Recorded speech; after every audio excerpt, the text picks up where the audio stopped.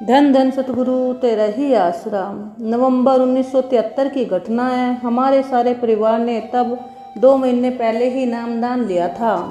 प्रतिवर्ष की तरह उन दिनों में भी डेरा सच्चा सौदा दरबार में बेपरवाह मस्ताना जी के जन्मदिन के भंडारे की पूरी तैयारियां हो रही थी।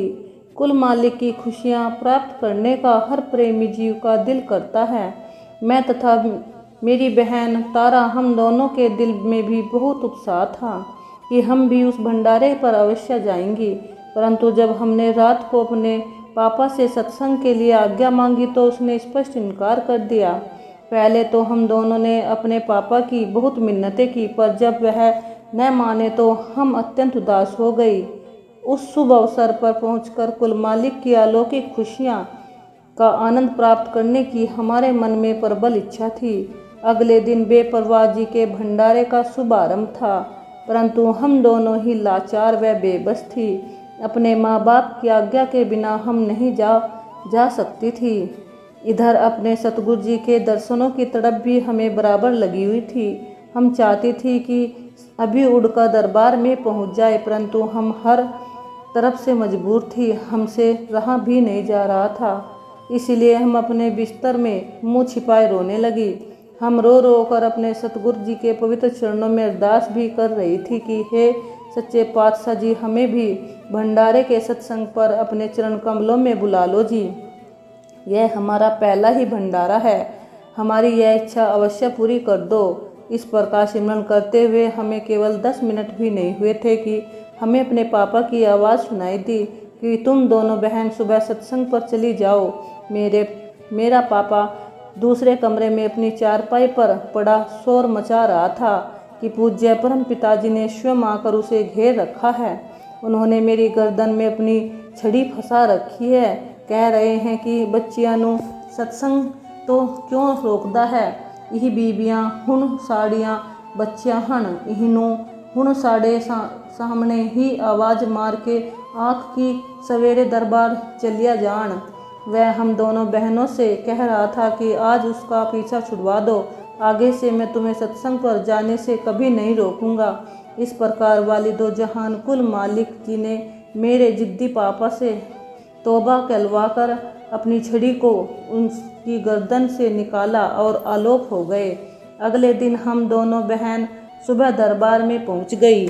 हमें बहुत खुशी थी। उस समय मेहरबान दातार जी गुफा में विराजमान थे।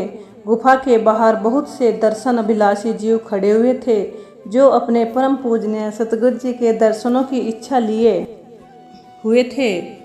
हमारे मन में अपने सतगुरु जी का प्रबल प्रेम ठाटे मार रहा था। हम गुफा के गेट के बिल्कुल सामने आकर खड़ी हो गई। दरवाज़ा खुलते ही हमें अपने मुर्शिद के दर्शन हो जाए। अचानक थोड़ा सा दरवाज़ा खुला। सर्व सामर्थ शहंशाह जी सामने कुर्सी पर विराजमान थे। हम दोनों बहनों ने अपने प्यारे सतगुरु जी के खूब दर्शन किए। हम फूले नहीं समा रही थी। सच्चे पातशाह जी ने हमारी पुकार सुन ली थी। घट घट की जाननहार दयालु दातार जी ने हम दोनों बहनों को अंदर बुलवा लिया।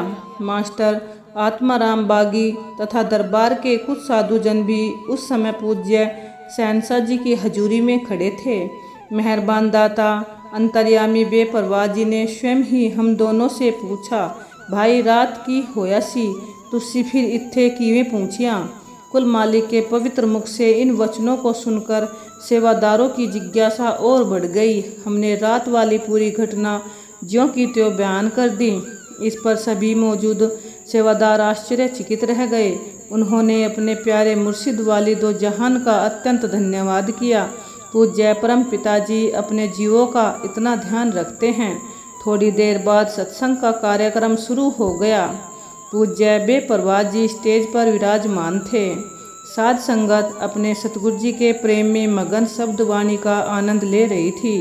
इतने में मास्टर आत्माराम बागी ने पूज्य सतगुरु परम पिताजी की अपार रहमत का उपरोक्त करिश्मा कह सुनाया। इस पर सारा पंडाल धन धन सतगुरु तेरा ही आसरा के नारों से गूंज उठा। हर तरफ खुशी ही खुशी थी। साध संगत के चेहरों पर लालियां छाई हुई थी।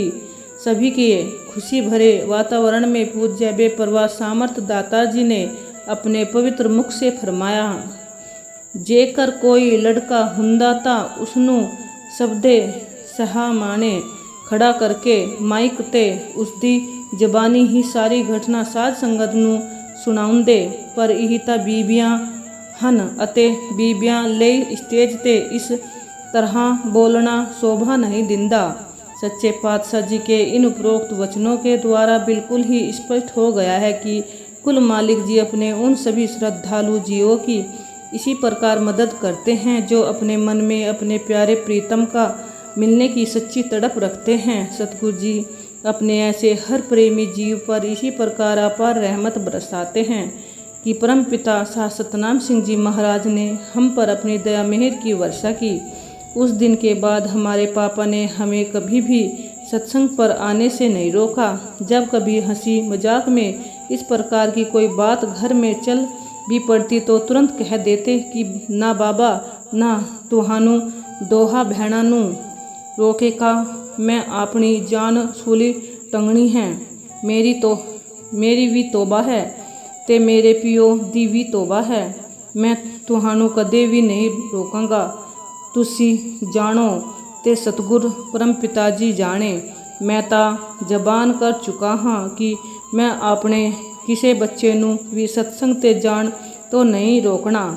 कभी कभी तो हम जानबूझकर भी यही बात चला देती हैं। इससे हमें अपने मालिक की अत्यंत खुशी और अथाह प्यार मिलता है। घर का सारा वातावरण सतगुरु जी के अलौकिक आनंद से भर जाता है। सतगुरु पूज्य परम पिताजी अपने हर जीव की इसी प्रकार मदद व संभाल करते हैं। धन धन सतगुरु तेरा ही आसरा।